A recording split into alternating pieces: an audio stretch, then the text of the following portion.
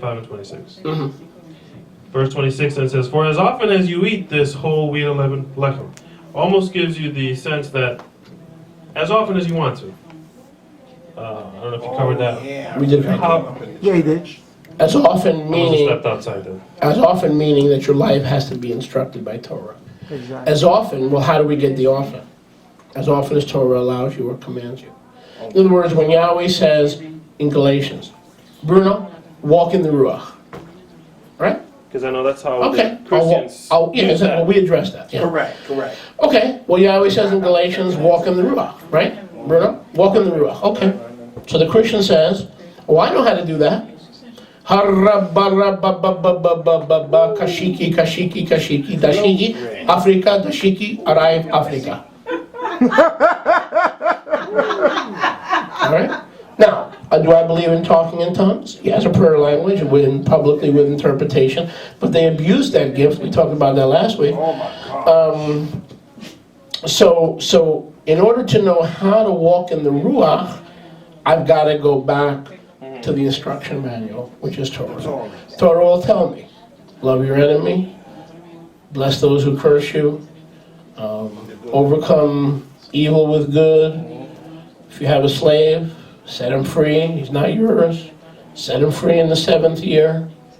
You understand? Yes. So, anytime we have a Brit Chadashah commandment without instruction, what do? As often as you eat this bread and drink this blood, do this in remembrance of me. So we got two choices. We can let the pastor of First Presbyterian tell us how often, or we can let Abba Yahweh tell us how often. And that's the choice. It's just that Rav Shaul could have just said, when you celebrate this yearly. He could have. Just saying. He could have. But he also could have said in Galatians, walk in the Ruach, and the instructions found in Torah, and you will not fulfill the lust of the flesh. But he didn't. He just said walk in the Ruach. He assumed naturally that we would know the difference between tahor and tamai, pure and impure, based on our foundation and grounding in Torah. In other words, everything in the New Testament is not designed to establish a foundation. It assumes you already have. The New Testament assumes you already have a foundation in Torah, and that you could build, you could allow Rav Shaul's radical teachings to build upon that foundation. Because Rav Shaul's teachings are radical. They are super radical. That's why we were warned.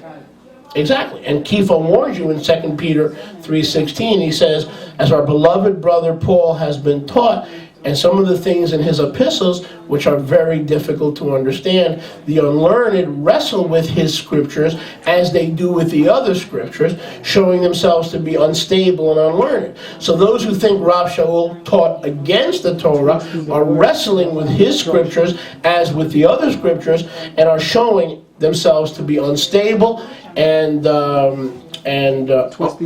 not grounded. So why did Yahweh allow Paul's epistles to lack details, as you mentioned, and to appear as if they're either contradictory to the Torah or not necessarily relying on the basis of the foundation of Torah? The answer is, Bruno, the reason Galatians and Ephesians are there is to test your spiritual maturity.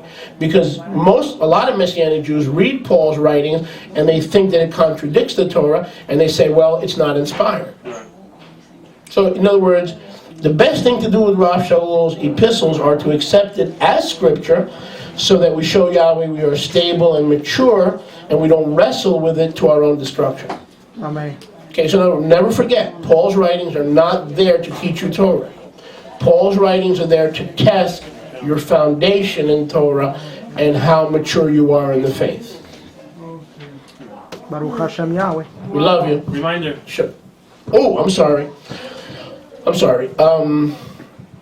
Please pray for Rabbi Greg Smith from South Carolina, who is near death with his kidney failures. So please remember, we're praying 3 times a day. I prayed this morning, afternoon, evening, for our friend, a good brother, pioneer in the movement, a good man. So please, Rabbi Greg Smith, keep in your prayers. Shabbat Shalom.